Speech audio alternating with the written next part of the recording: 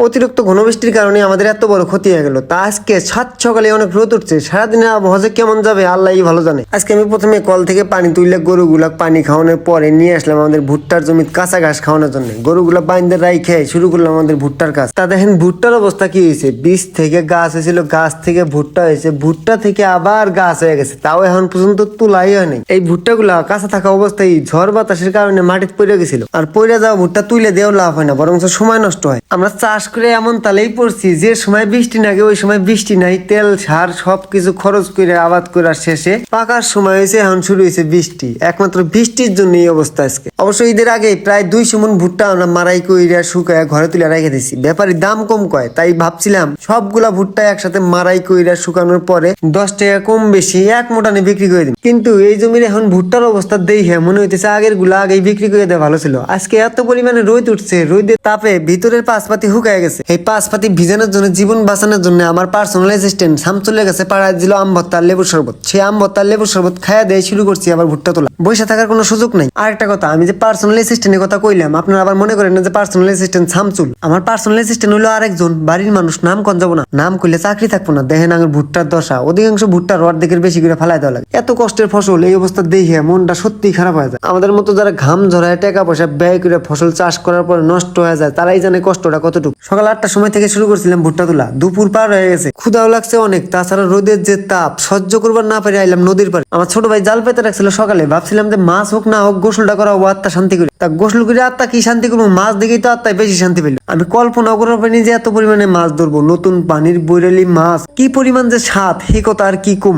আসলে এই স্বাদ বইলা প্রকাশ করা সম্ভব না, স্বাদ বুঝবার গেলে অবশ্যই খাওয়া লাগবে। আপনারা নিজে নিজে চেষ্টা করে খায়েন। আর আমার জাল তোলাতুলি মোটামুটি শেষ, এখন নদীর শান্তি মতো গোসল করে বাইর জায়গাটা খায়া আবার চলে আসবেন ভুট্টার জমি। আজকের মতো আমি এখানে শেষ করছি। সবাই ভালো থাকবেন, সুস্থ থাকবেন, দেখা হবে পরবর্তী কোনো ভিডিওতে। আল্লাহ হাফেজ।